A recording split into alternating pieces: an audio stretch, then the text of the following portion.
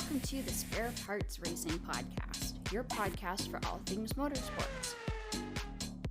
With your hosts, Sean Chavarella, Stephen Clary, and Taylor Moore. Hear that music?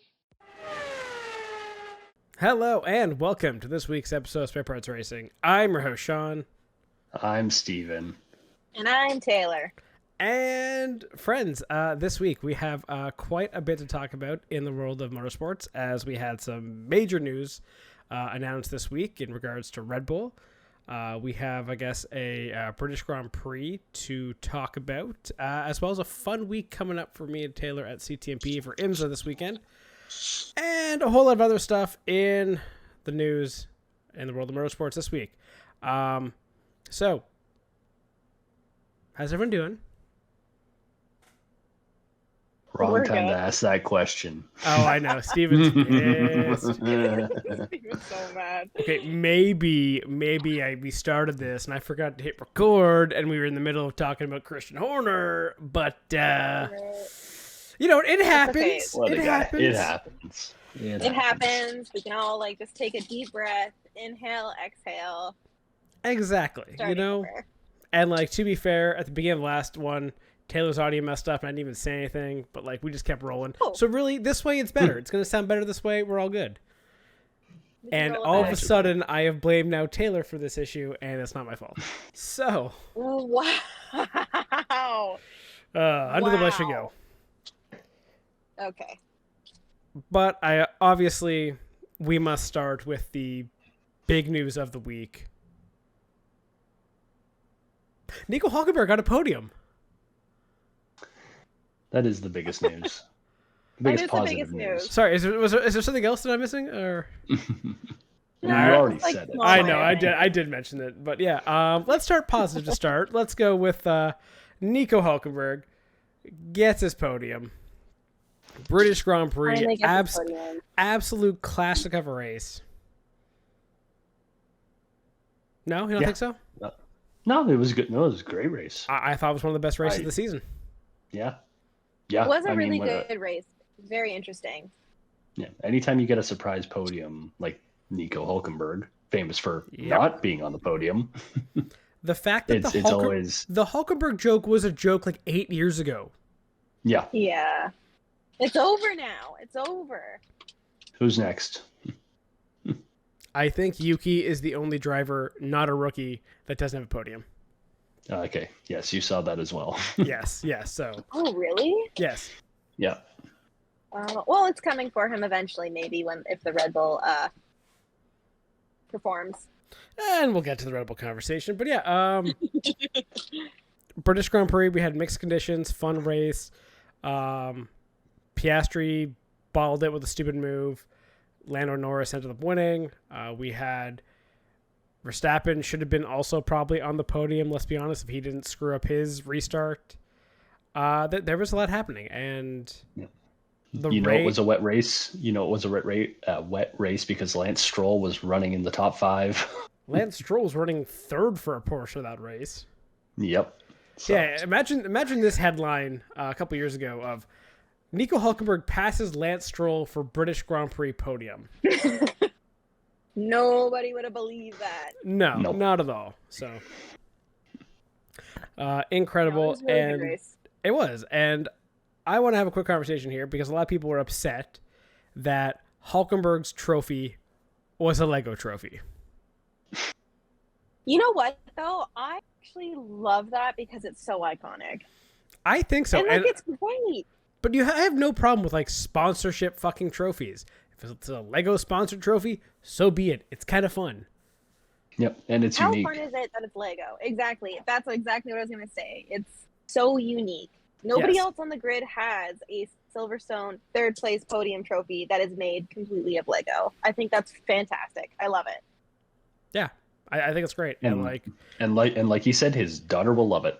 It's not even the worst trophy that there's ever been. There's been so many worse trophies out there. Yeah. This one's kind of fun. Yeah. And it's not like, McLaren dropped and broke theirs or something in the paddock. Already. But did they really? Classic. Yeah. Yeah. The constructors, Lando was cleared of any wrongdoing as far as we know. all right, sure. Shocker. But yeah, I was disappointed with the McLarens at the podium celebration because they ignored.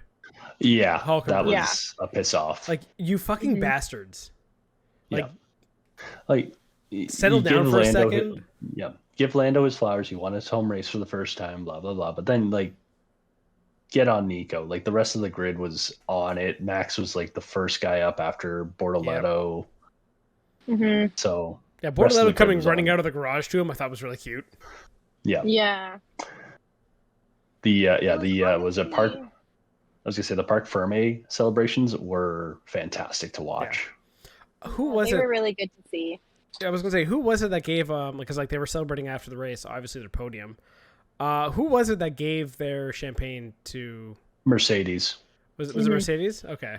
Yep. Yeah, nice. That's fun. That's a cute gesture, right? Just to be like, here you go. We don't need it. We realize how much this means.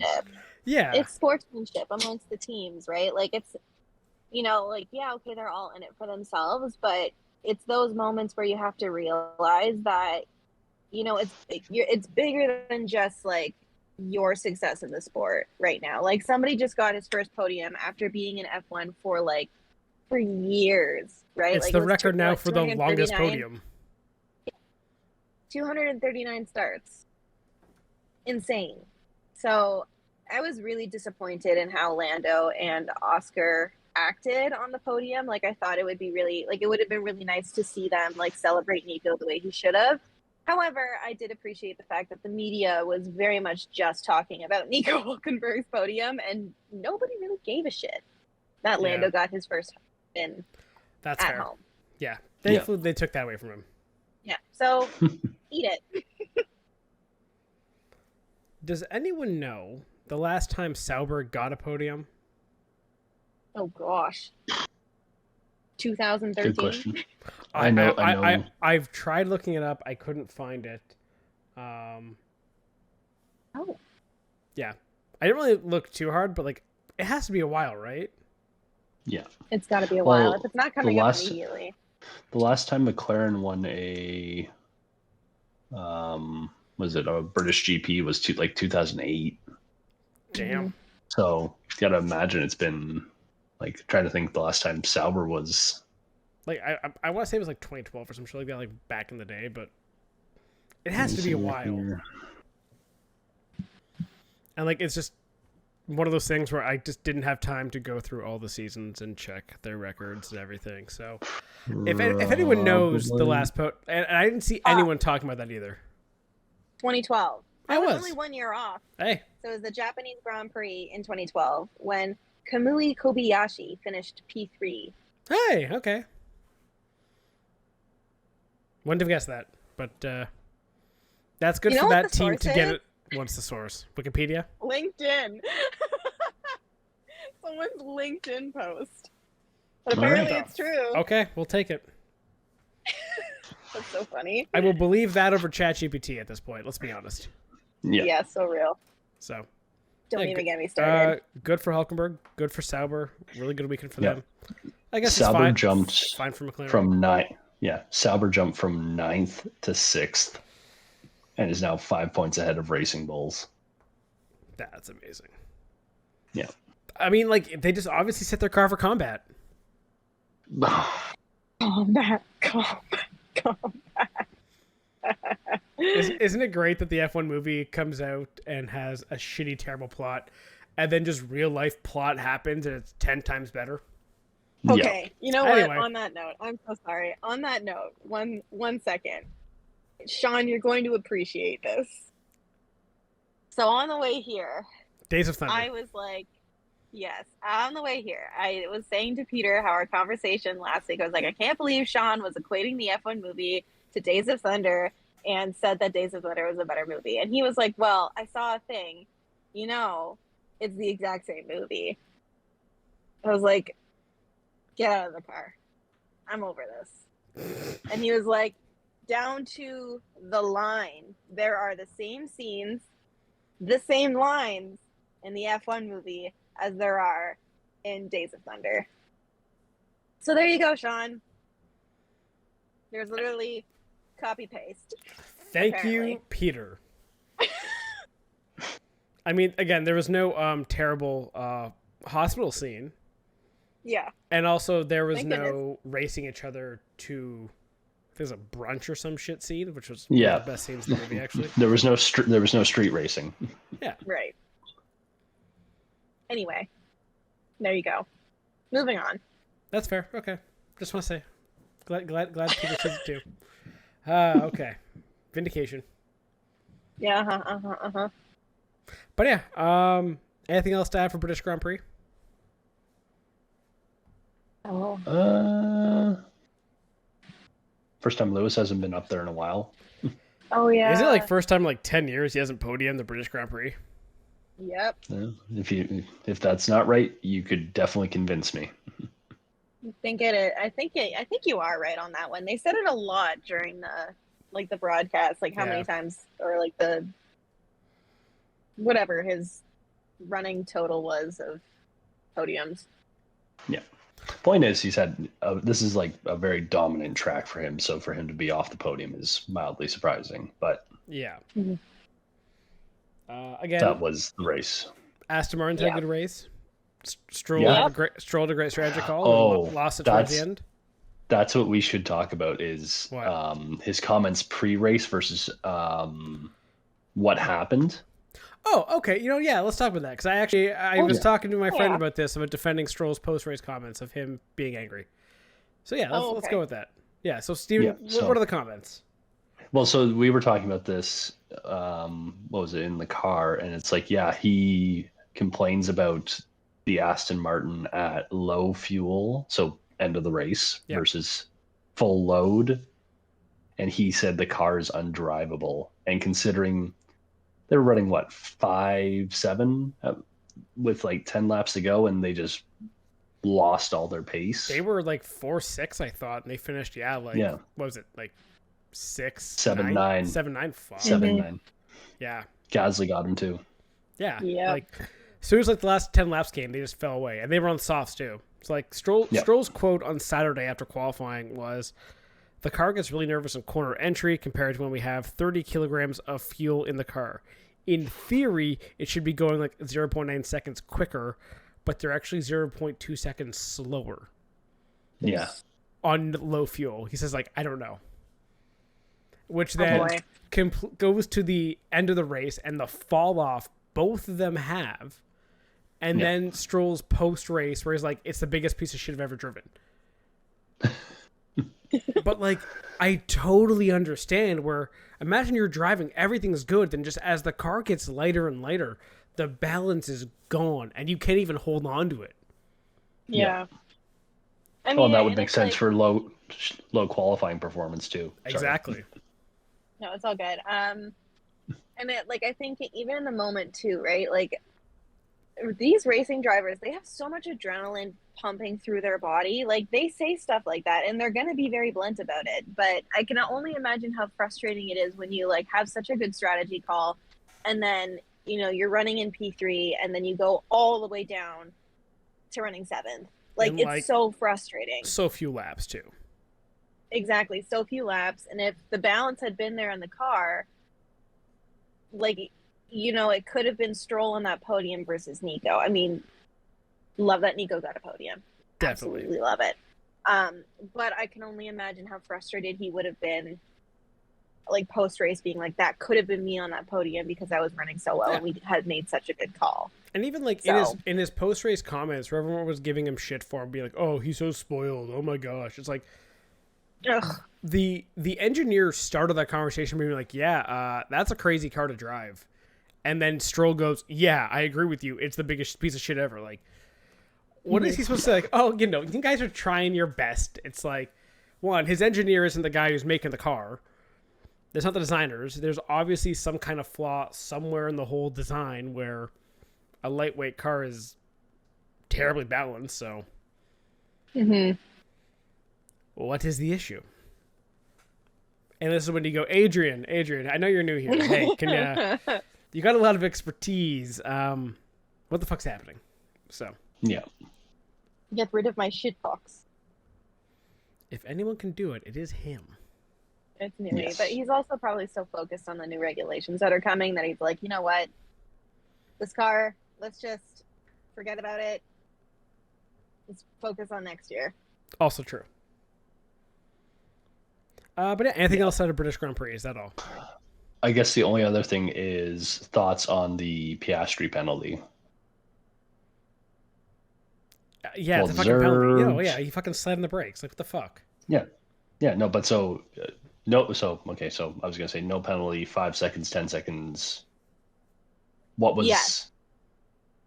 the appropriate call? Was 10 I- seconds warranted, or Yes. was okay? You're slamming your brakes I mean- as you're about to go green in shit conditions with shit visibility. It's a dumb move. I don't even know why you're doing it. Yeah, that's fair. I mean, like 10 seconds felt harsh, but I understand. Like, I see your point for sure. Yeah, I think 5 would have been appropriate, but you can say bias. Hmm. It also would have made it more interesting into the race, but oh well. Well, So imagine. it was- Well, I like how he asked the team, like, "Hey, can we swap positions?" And they're like, Yeah. no, we're not doing that." Well, No. what was You still interesting, fucked up. though, is Yeah, yeah, he did. But what was interesting is that like Zach was making comments saying like, "Oh, well, we're looking at the telemetry and it's not telling the same story. Like, it didn't show that he slowed down that much to warrant a penalty." So it literally showed I as found strong as interesting- brake pressure, I think, as like you entering the pits or some shit like that. Like it was. right. 60 psi. No, I know. Yeah, like that's I a know, lot but of what I fucking found- pressure. What I found interesting is like after Zach made all those comments or whatever, and like obviously Piastri's engineer must have told him like we're looking at things to see if like because we might protest this. So I feel like it was almost his way of testing who number one truly is, because like with him saying if you really truly think that this is not a penalty and you're going to protest this, then put us back and let's see who wins. So I feel like Piastri is getting the whole, Zach's going out in the media saying, "Oh, we have 2 number 1 drivers." You don't. We know it's Lando. It's Piastri. Now Oscar does.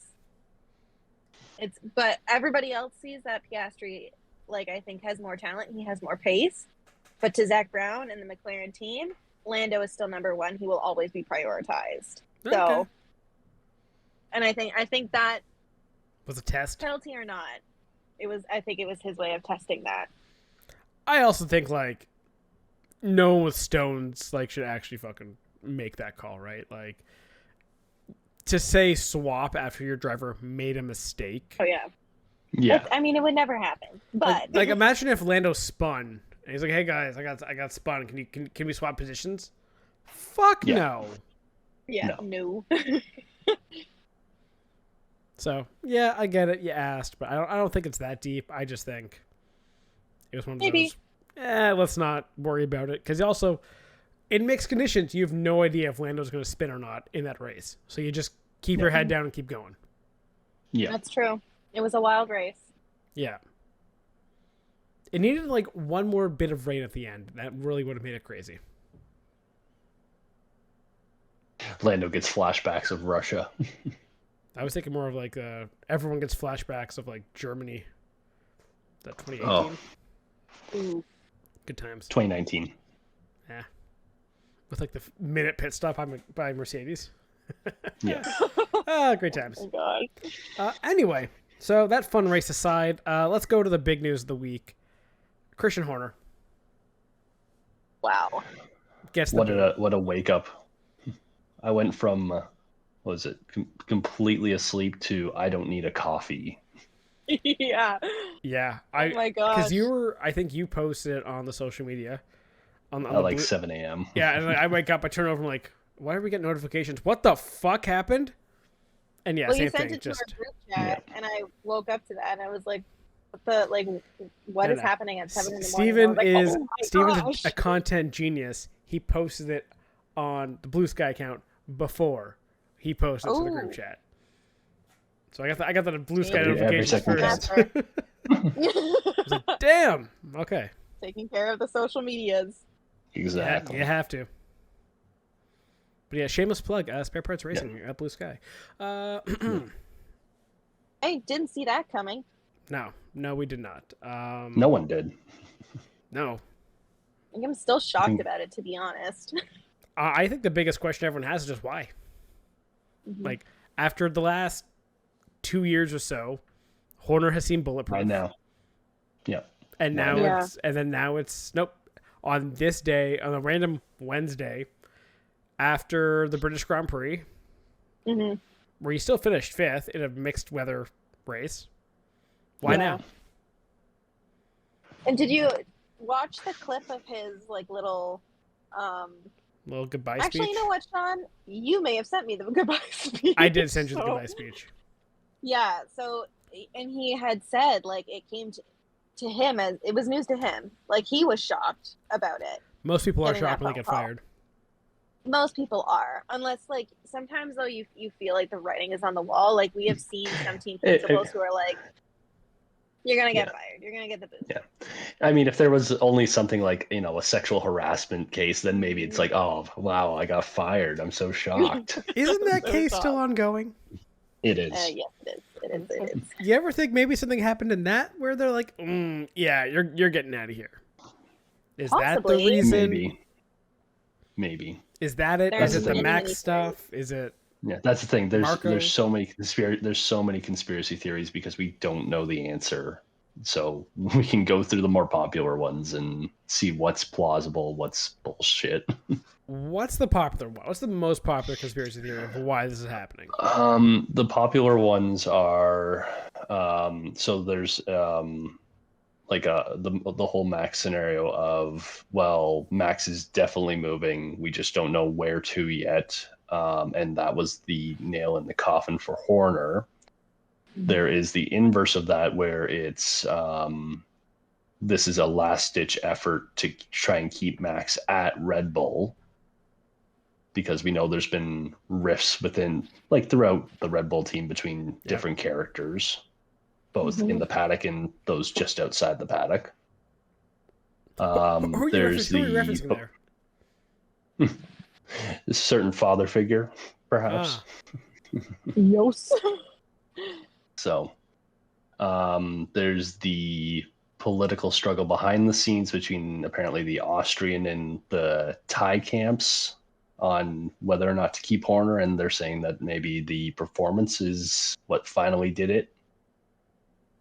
Also, that on that note, that the structure of the Red Bull shares changed very recently. So the the Thai conglomerate had 51%, and they were the ones backing Horner.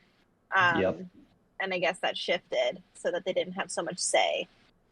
Sold Potentially. 2% just to go below majority. Interesting. So was That's that what Helmut Marko needed to shove him out the door? Maybe. We don't know. We won't know necessarily this week. Maybe not till summer break when everybody's bored out of their minds from a lack of off track, or Max goes somewhere else. Maybe. Yep. Yeah, maybe. There's lots of ways this could play out. If you're Horner and you're leaving Red Bull with your shit packed, you just given your speech, you're walking out those doors, what do you think's going through your mind of the biggest regret you're having of where did this go wrong? I really hope that his biggest regret is the whole sexual harassment text message thing, or the many other times he's possibly done this. Just because one person came forward to report it doesn't mean that it didn't happen before, and he has a history of it. The absolute saddest thing is the possibility that had nothing to do with it too. Yep. Yeah. Which is honestly Yep. disgusting. That the fact that all the sexual harassment stuff and the getting someone fired for, you hitting on them and trying to sleep with them even though you're married to a literal Spice Girl. No big deal there, but the fact that could have nothing to do with him getting fired is disgusting, and he probably should have been fired last year. Yeah. We were all expecting it last year. Yeah. I feel like his mistake that could have definitely led him to the door quicker was taking Liam Lawson. Yeah. Mm-hmm. Or just the fact that it's been a revolving door behind Max. But no, it's like you made the decision in the offseason that Lawson's going to take that jump. He is inexperienced, but you know what? He is going to do it. Yeah. And then he fails terribly. You throw Yuki in there and just be like, figure something out. Yuki's now having to get used to a whole new car he's not worked with all year. He has to figure it out in the fly. So, like, I'm not surprised Yuki struggles. But you kind of have set yourself up for this. Yeah. One guy being on top, being Max, and 3 guys fighting for the scraps at the bottom. From your own ruthlessness has caused this. And you kind of getting ruthless yourself and kicked out the door, I don't really feel bad for you. Nope. Yeah. Agreed. No, it's amazing to think of the different if they had developed that second car, the trajectories of so many different drivers, like between Gasly, Albon, Checo, towards the end, Lawson, Yuki, how much different it could be. This team dominated F1 2 years ago. Yeah. Dominated. Best car ever. Yep. Team's gone. Yep. Well, that's the thing. Their core has slowly just fallen away, and you look at where they've gone to. Those teams are having success. Like Jonathan Wheatley is at Sauber. Yeah. What did they just do? Yep. Adrian Newey hasn't done anything with Aston yet. We weren't expecting him to until next year. So we'll see what that turns out to be. No, Checo, I mean, you can't really say he's in a necessarily better spot. Albon, I think, is not necessarily in a better spot, but he's doing all right. Gasly has a win. Yep. With a team that's not Red Bull. Yeah. And, I mean, Ricardo... actually, he had a win with Renault. He did. Oh, yeah, true. That's true. So, not that it was necessarily the right move. Like, Didn't he also have a win with McLaren? And with McLaren. Yeah. So, funny how it shows that they can identify talent. They just couldn't get it to necessarily perform on track. So clearly there is some structural issues in that operation, I'll say. And I wonder now with, like, obviously over the years, Horner was very much the central figure really working that team. He was a very good people manager. Obviously. Yeah. With his departure, I wonder what the future of Red Bull is. Is it going to be a team now that has endless resources, but no direction? Albeit kind of Alpine or Renault kind of days? Where, in theory, that team should have always been great. They had lots of backing. Terrible leadership. Because all of a sudden you don't have a head who goes, okay, this is where we're going for this. You have a boardroom deciding what's best for our brand's value. Yeah. And I don't know if this could be the death of Red Bull. And if that is, I think Max would see that too. And I think Max is out. I'm going to put my hat in the ring of the theory that Max is gone. He told the team at Silverstone, hey, I've just signed with Mercedes. You're like... Maybe. And then Horner's gone 48 hours later. You know what, though? That's actually such an interesting theory, and I could totally see that happening because I think for Red Bull, if Max is leaving, I think that would be like signaling we need a major change here. He's done. Yeah. Yeah, and it's going to be a very interesting, I think, 9 months, 8 months until testing next year. Like, looking very far ahead, but you have so many dominoes that could fall here now. Yeah. I put Max leaving at like 70-30 that he leaves. That's 70 fair. that he leaves. Yeah, that's fair. Maybe there's a small chance that this was, again, the one thing that they did to keep him around just one more year just to see what the car is like next year. I don't think it'll be much better. Because what's the other thing that's happening? You have Ford coming in. How does Ford feel about Laurent Mecky's running the team now versus Christian Horner. Yeah, that's actually, because now they signed a contract with somebody completely different. So what is their trust in the car, even like to put their engine in it? Not that we have much faith that Ford engines are going to do anything good for Red Bull. But that's a really good point to make. Yeah.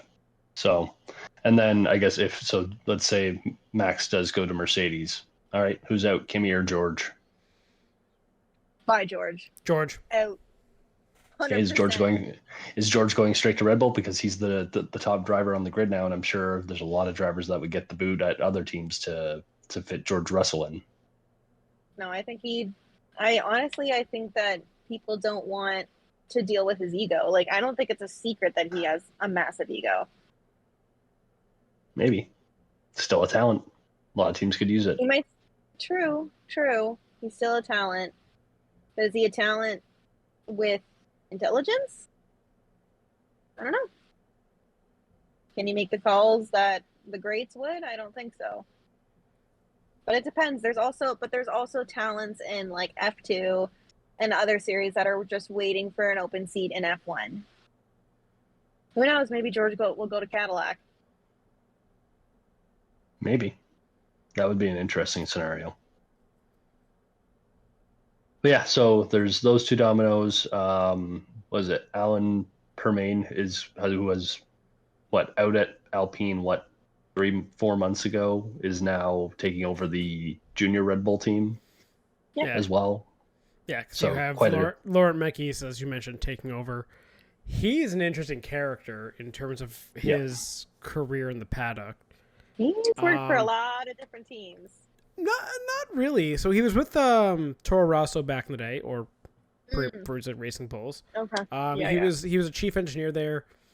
He moved to Ferrari. Okay, so this is what I was saying. He moved to Ferrari. Started there in 2018 till 2021. Those were some bad years. Knows how to adjust a fuel flow is what I'm hearing. He was the sporting director then. Oh, so definitely knows how to adjust a fuel flow. But the not explicitly illegal engines? Yeah. And then he took over in 2023 to go join Carb or Racing Bulls, or the fuck you want to call them. Right. So anyway, that's a very interesting career, and I wish the guy all the luck, you know? He's still young, 48, relatively, like... Yeah, he's pretty young. He's only 18 years older than us. Okay, gross. Why did you say that? Just had to make you feel old there. Yes. He's 19 for me, but yeah, guys. Oh gosh. Anyway. Fantastic. So yeah, I wish him all the best. Good luck in that sinking ship. Very much the Captain of Titanic said, "Hey, you're in charge now." What happened? Well, we already hit the iceberg. And don't forget, the captain goes down with his ship. Yep. Have fun. Good luck. You'll be fired next year. I feel like, who knows with how ruthless it gets over at Red Bull, but he should hopefully have a long leash of, here's a mess to clean up. Hopefully. Yeah. We'll see how he restructures. Mm. If Helmut leaves, then there's definitely an issue there. Yeah. Helmut's like half dead. Yes. He's been that way for a while. So, yeah. So anything else for that? I was gonna say, what's Horner's legacy at this point? Do you remember him for multiple world championships, or did the last 18 months just completely tarnish all of that? That's a good question. Because let's be honest, Red Bull was worse off also in the past. They were a third constructor previously. This isn't new. They've had troubles. Yep. No. I don't know. Sean, go ahead. I think you have to give him credit for building that team from nothing, leading this crazy idea of a team that it was back in the day, being a energy drink company's racing team, from the ashes of Jaguar and then Stewart Racing, building it into this dominant force, losing that, rebuilding it back again to a dominant force, and then you went out because your ego outgrew yourself. Yeah, I mean, 20 years on one team is an incredible career to look back on. I think he has done many great things for the Red Bull team, for sure. And can we overlook that? No. Like, I think he's always going to have that legacy. Is it... Like, we can't look back and question that he didn't do those things. But we can say that there is a lot of issues behind the scenes that we don't necessarily know about. We know about one. There could be many. And, like, but that's also part of his legacy, and he has to accept that. Like, he has, like, there's the duality of that, right? Like, on the one side, like, yes, okay, we can respect what he did with the team. But on the other hand, it's, you know, he made his own choices, how to run the team, the environment he created, and how he treated people, right? So you don't really get to pick and choose what your legacy is. There is one thing that I think will define his legacy, and we'll see how the future develops. If Aston Martin, with Adrian Newey, becomes a powerhouse, do you look back on Horner's career and go, was it him, or was it Newey that gave him that success? Yeah. We'll have to see. That will be interesting. Yep. Because honestly, it wasn't really until they got good engines with Honda they started to be successful again. Because the Renault power unit dragged them down forever. The move to Honda was what finally kicked Red Bull back into a top team. So again, how much was it Horner? And we'll have to see what the future holds, and that I think will actually decide what his legacy is. Yeah.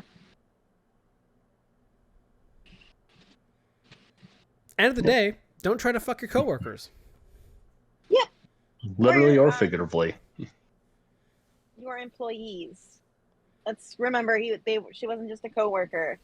She was an employee of Horner. He was still in the position of power. 100%. Anyway, moving on from that, because that's a fun topic of the week. Couple races happened this weekend. We had NASCAR in Chicago. SVG won. Who I predicted, by the way. No, that's fair. I think that was, Last week. Okay, so I was actually shocked. When I saw the results of NASCAR, I was like, oh, didn't I say SVG? And then I was watching the Indycar race. And when Scott Dixon won, I was like, roll the tape. I can't believe it. 2 of 3. I'll take it. That is fair. So, yes, SVG won in Chicago, and now NASCAR is moving on this weekend to another road course in Sonoma. I can't remember who it was. I saw a quote this morning from a driver basically complaining about too many road courses in NASCAR. Who? No, I agree. That was. Honestly, no. I'm tired of road courses in NASCAR. Oh. If there was no stages, I would love it, but I just can't do over these stupid stages and road courses. No. There's no strategy. That's it's fair. just let SVG run it in front.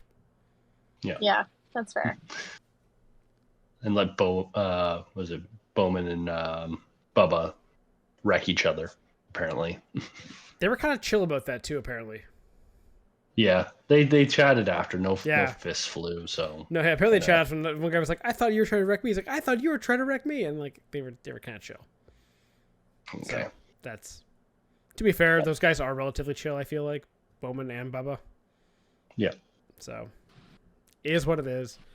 IndyCar, like you said, Scott Dixon won on a massive choke job by Alex Below.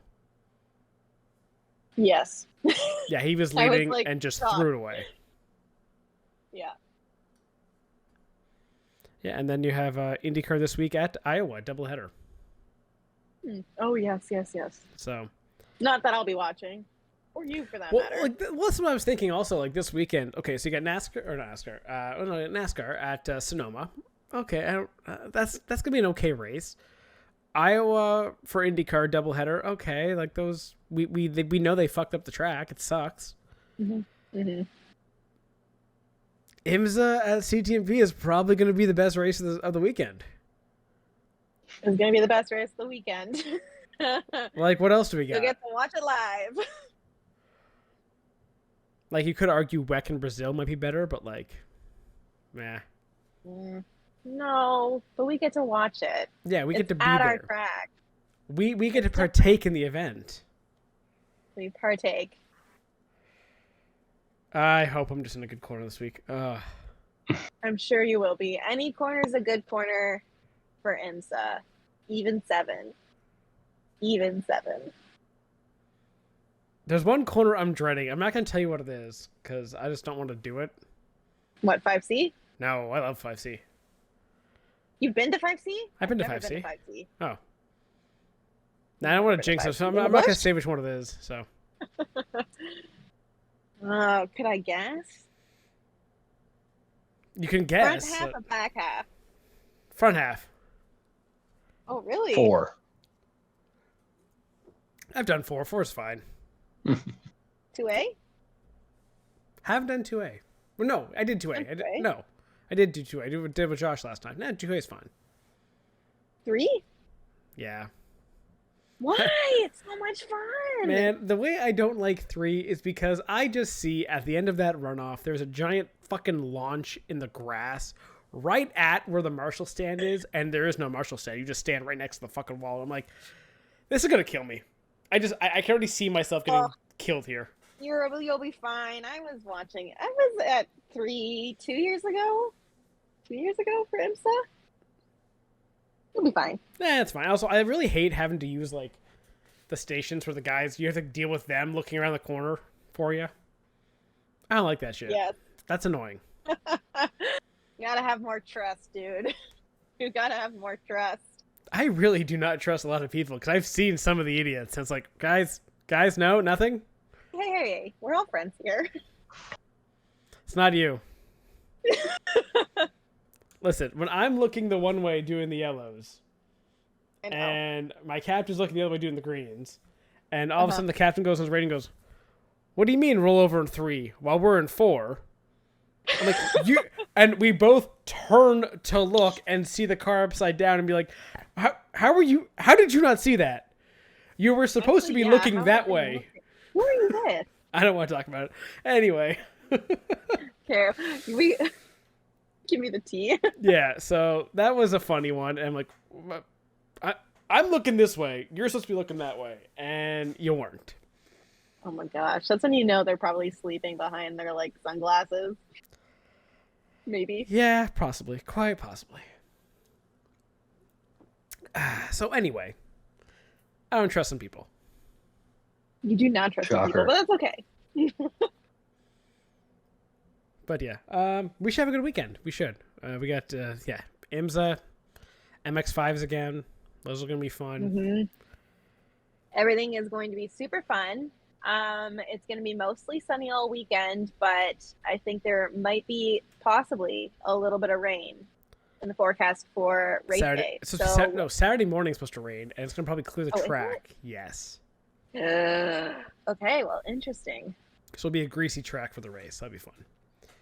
But what they did differently this year for CCMP for IMSA that they didn't do last year for race day, if you remember last year on race day, the WeatherTech race was the first race on the Sunday.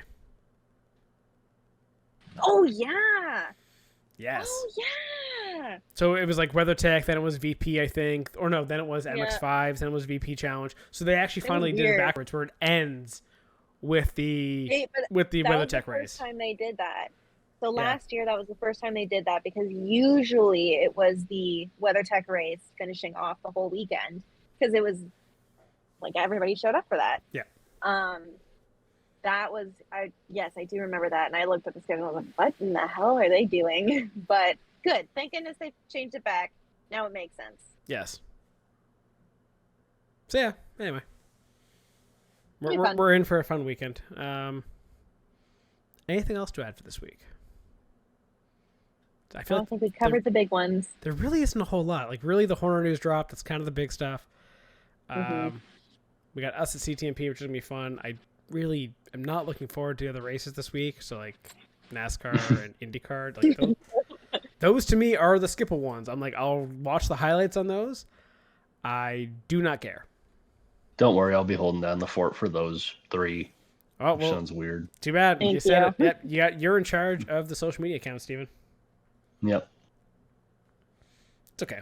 Well, we'll keep you updated how it's going at CTMP. Sean's fear came true. Dead. LOL. Oh boy, we'll keep you posted. I mean, they tried Yeah, it a bunch of times last year. They're gonna try again, probably. You should show up with just like a target on your back. That would be fucking funny. It's still mostly white. I don't want to tempt fate anymore here. Let's move on from this conversation. Ugh. Okay. But yeah, oh, one thing also I would say from IndyCar that we didn't talk about. Some nice Connor Daly, Santino Ferrucci beef. Oh yeah. In the race, Oh, yeah. boy. Ferrucci just shoved Daly off, almost put on the wall. Like, literally, Ferrucci drove himself off the track to get Daly off, like to push Daly off. Like, they fully all cars off the track, and Ferrucci got like a 3-place penalty in the race. And it really just pisses me off, and it's fun watching comments online of that where people are just sick and fucking tired of Townsend Bell just basically sucking the dick of Ferrucci every single broadcast. Yep.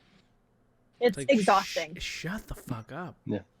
Yep, you said it. Was it last year's Indy 500 where it's like the new Great American? It's like there's 3 ahead of them. Yeah. I saw someone say, and I haven't been able to find this to actually confirm it, because I'm looking it up. It's really hard to find who does these things. But it was like, someone said that Townsend Bell is Ferrucci's manager. I saw that on the Reddit thread that someone said, oh, I just found this out. I'm like, okay, do I believe that? Or, like, I don't know where to find this information. It's very hard to figure out who actually helps drivers with their contracts, who basically operates as their agent or as their, I guess, team. So if that's true, it would explain a lot. Yep. Of Townsend just going off on Ferrucci all the time. But if it's not true, then I'm like, okay, but then why, Townsend? Why? Yeah. Does he have Well, pictures of you? As long as we got Hinch and Buxton? Hinch and Will there. Yep. Hinch we know is uncorruptible. He lost a ride because he posed naked, so can't have much more. Some would compromising problems argue than that is very corruptible. Not for Hinch. No, that's fair. Back when IndyCar He was published fun. his. That's true. Just trying to think of anything else. No, I think that's all. No. No. Anyway, on that note, That's it. yeah, Call thank you very much for listening to this week's episode. Enjoy your weekend of racing. Me and Taylor will be at the track. Steven, have fun watching at home. And we will be back next week. So, thank you and goodbye. Thank you for tuning in to the Spare Parts Racing Podcast. Remember to subscribe so you don't miss an episode, and follow the show on Twitter at Spare Parts Racing. That's Spare Parts RACIN, and on TikTok at Spare Parts Pod. Follow the hosts at Sean Chavarella, at Stephen Clary, and at Tay Moore.